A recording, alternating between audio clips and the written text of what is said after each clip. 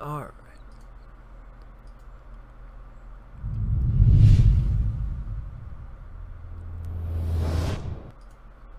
Huzzah! What's going on, everybody? It's been a while. This is a top 5 reasons to play, and this is honestly my game of the year. This is Hellblade, Senua's Sacrifice. It is a fantastic game. It's about a young woman who's dealing with psychosis, and this is based around the time of the Picts and the Norse when they came and invaded the Celtic lands and such. It is made by Team Ninja, and it is just an overall amazing game. And I'm going to get into the top 5 reasons why. Now, it's been a while since I've done these, so I want to start doing these again on a regular basis. So I hope you'll take this journey with me. This video is produced and made by Xsplit. As you can see with the logo in the beginning and stuff like that, I want to give a shout out to Xsplit and stuff for being an elite member and everything, and being able to use their program to order and to make this video.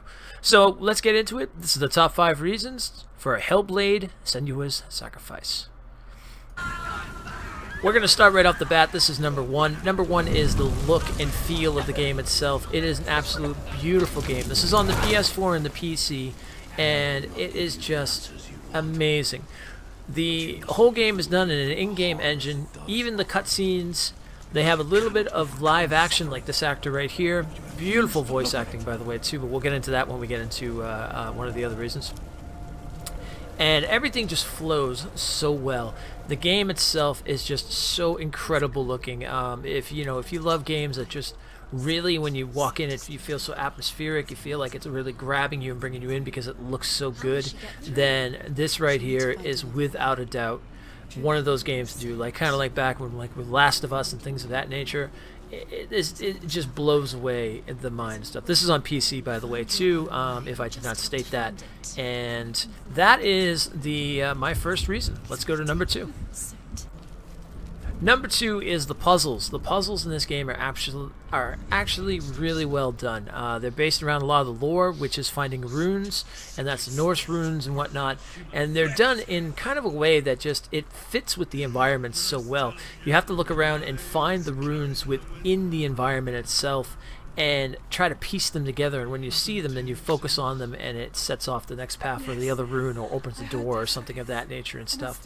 It just works out so well because it's just something that you will interact with and you'll hunt down, and it just feels right. I like the way the puzzles, they're not extremely difficult. They are challenging, but they're not to the point of challengingness where it just feels like it's like way too much. So I am really glad with this. It does propel the storyline. It does give you a couple mind twists that you think it comes with mind teasers that you have to go back and go, oh, what if I did this, or what if I looked at that instead this way? And so they're good. They're, I would say, overall moderate when it comes to a good like puzzle style. And I'm not a big puzzle guy myself too, but I really found these very enjoyable. So that is number 2, the puzzles. Let's get into number 3. The lore and the story, number 3, is just absolutely amazing. I found this game really well done when it came to depicting the Norse and how they came over and they invaded the Celtic lands and stuff like that. And the talk about Ragnarok and the talk about the gods and Odin and Hela and everything like that and stuff. Just very, very well done, and it all appeals around that idea of this young woman who's dealing with psychosis.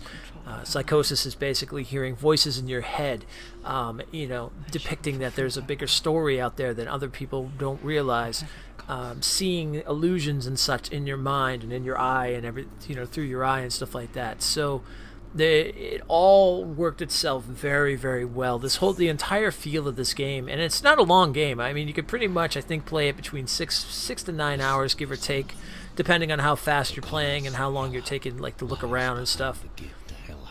It all fits so well. It's a short game, but it's a memorable one. Like I said, this is without a doubt my game of the year.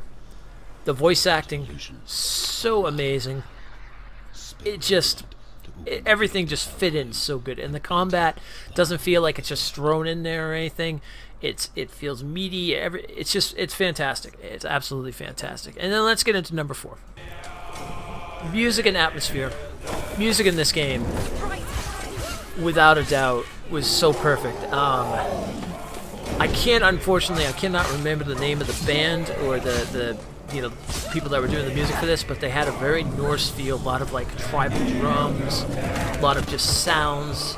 They had some Celtic feel, some Norse feel to it. Everything just was so well done. And the atmosphere of the game is fantastic because you have these different voices you have to play with headphones. You have to play with headphones. I cannot stress that enough. If you ever play this, sit down, pop some headphones in, and it will make the game just that much more amazing. And the developers pretty much say in the beginning of it, your best experience would be from playing it with headphones. But I mean, from hearing the voices around you in your ears to pretty much just dealing with, all the different sounds of the atmosphere when you're walking around, like outside, and the water crashing, like the waves crashing on the sand when you're in that area and stuff like that, the fire all around you, and then the music itself, it fits so well. But that's number 4, that's music and atmosphere. Let's finish it off with number 5. Number 5 is the combat. I'm a big fan of combat. I love Dark Souls. I love games that just have meaty combat, that good feel to them and stuff like that. And I have to say that without a doubt, this combat has been absolutely amazing. It's not extreme. It's not like tons of combos, things like that and such. There are different types of ways. You can run in, you can charge, you can parry, you can dodge out of the way. So it has a really good feel. But it is just very, very well done. It feels meaty, it feels good, it feels like it's part of the game, because Senua is a warrior. And she has trained herself as a warrior, and she has to use those abilities in order to fight this darkness that she's fighting. And it just feels right. It absolutely feels right. First time I was able to just, and I did this on keyboard.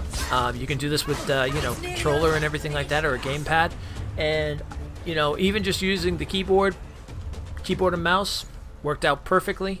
Use your control for parrying. You move around with your WASDs. Your space bar is your kind of jump around, stuff like that. And it worked out well. It worked out very well. I didn't really have that hard of a time when it came down to it. It's nice too because when you have multiple enemies, if you're attacking one and there's another one next to you, depending on which one you parry, it'll lock onto that one. But you also have the ability on your keyboard or on your gamepad to be able to lock onto a different character. So the combat just felt good. They did a great job with it. And Team Ninja has been known for some great combat. So my hat's off to that. So anyway, guys, that's my top 5 reasons to play Senua's Sacrifice, Hellblade. I hope you get a chance to play this game. Like I said, this is my game of the year, without a doubt, for 2017. It has been an amazing time, an amazing journey. I want to give a shout out to one of my Storm Knights by the name of Tep, or Theon. He actually gifted this game to me on Steam. I said I have to play it, and I am so glad he did, because this has been such a memorable experience. Well, anyway, guys, my name is StormtheBard, who used to be Elemental Storm. This is the top 5 reasons to play. I hope you get a chance to play this, and if you have played it, or you're looking forward to playing it, let's talk about it in the comments and stuff. You guys know me. I try to jump in my comments when I can and talk away. Beyond that, come by the Mixer channel. It's doing great, and I will see you guys later. You have a great one, and as always, huzzah!